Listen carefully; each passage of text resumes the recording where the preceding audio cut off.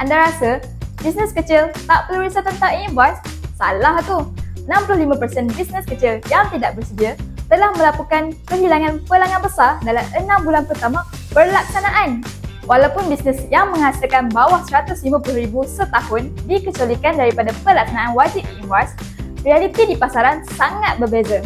Bila pelanggan besar anda mula guna e-invoice, mereka akan minta semua supplier termasuk bisnes kecil seperti anda untuk hantar invoice dalam format yang sama. Contoh pengalaman Puan Aminah, pemilik kedai kek home base. Dia hampir kehilangan kontrak RM5,000 sebulan dengan rangkaian kafe terkenal sebab tak boleh hantar invoice.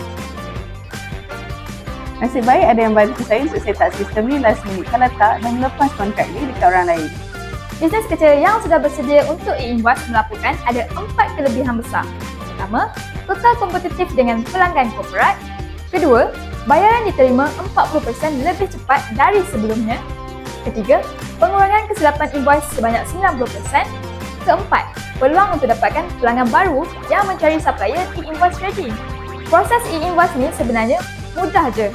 Buat invoice dalam sistem niagawan macam biasa, kemudian sistem hantar ke LHDN untuk pengesahan digital dan invoice yang disahkan akan dihantar terus ke pelanggan anda.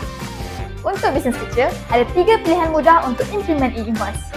Anda boleh gunakan portal My Invoice LHDN ataupun anda boleh gunakan software accounting dengan fungsi e-invoice, contohnya Negawan, atau anda boleh dapatkan bantuan pakar untuk setup yang sesuai dengan bisnes anda. Jangan tunggu sehingga anda kehilangan pelanggan. Bisnes kecil yang bersedia awal akan dapat kelebihan besar dalam pasaran. Hubungi kami dan dapatkan konsultasi percuma untuk bisnes kecil anda.